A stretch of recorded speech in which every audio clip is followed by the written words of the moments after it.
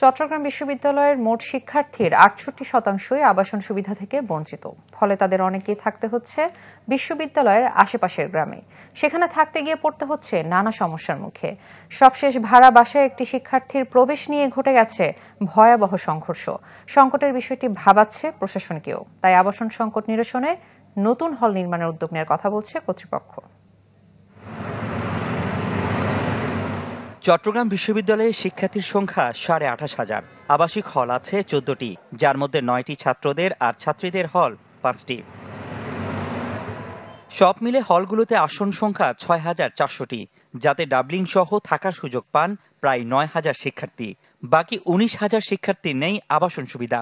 তাই একরকম বাধ্য হয়ে প্রায় ৬,০০০-এর মতো শিক্ষার্থী থাকেন ক্যাম্পাসের আশেপাশে কটেজ বা ভাড়া বাসায়। ফলে নানা সমস্যায় পড়তে হয় তাদের। একটা ফার্স্ট ইয়ার একটা ছেলে এখানে আসার পরে সে কোথায় থাকবে, তার এটা থাকার একটা জায়গা হলে সবচেয়ে ভালো হয়। চিরং ইউনিভার্সিটিতে আবাসন সংকটে তীব্র এবং আমাদের ম্যাক্সিমাম যে ওই যে ডিপেন্ড করতে হয় যে বাইরের। আমরা শিক্ষার্থীরা বারবার প্রশাসনকে বললে প্রশাসন এই ব্যাপারে কোনো কাজ করতেছে না, যার ফলে হচ্ছে কি আমরা বাধ্য হয়ে আমাদের অধিকাংশ শিক্ষার্থীকে বাইরে থাকতে হচ্ছে।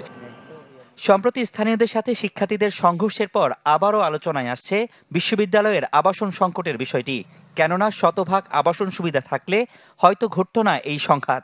আমার মনে হয় এটা সবচেয়ে দায়ী হচ্ছে আমাদের আবাসন ব্যবস্থা। যদি আবাসন ব্যবস্থাটা থাকতো তাহলে স্টুডেন্টরা বাইরে থাকতে হতো না।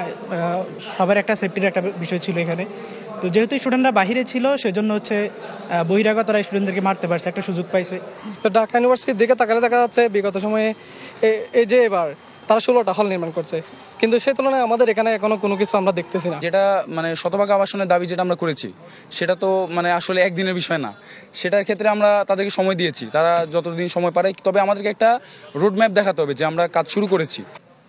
বিষয়টি ভাবাচ্ছে প্রশাসনকেও। তাই সবশেষ সিন্ডিকেট সভায় আবাসন সংকট নিরসনে উদ্যোগ নেওয়ার কথা জানায় কর্তৃপক্ষ। আবাসন সংকট শুরু থেকে ছিল, এখনো আছে, ভবিষ্যতে চেষ্টা করা হবে যাতে করে না থাকে। এর জন্য আমরা গতকালের সিন্ডিকেটও একটা গুরুত্বপূর্ণ সিদ্ধান্ত নেওয়া হয়েছে। 5টা ছাত্র হল, 5টি ছাত্রী হল নির্মাণ করা হবে, প্রতিটি 10তলা হল। এর জন্য ডিপিপি তৈরি করে সেগুলো পাঠানো হবে ইউজিসি মন্ত্রণালয়। ওখান থেকে অ্যাপ্রুভেল পেলে সাথে সাথে আমরা কাজ শুরু করে দিব এবং আশা করছি সরকার এ ব্যাপারে আমাদেরকে সহযোগিতা করবে। গেল ৩০ আগস্ট রাতে বিশ্ববিদ্যালয়ের এক ছাত্রী জোবরা গ্রামে ভাড়া বাসায় ঢুকতে গেলে দারোয়ানের হেনস্থার শিকার হন।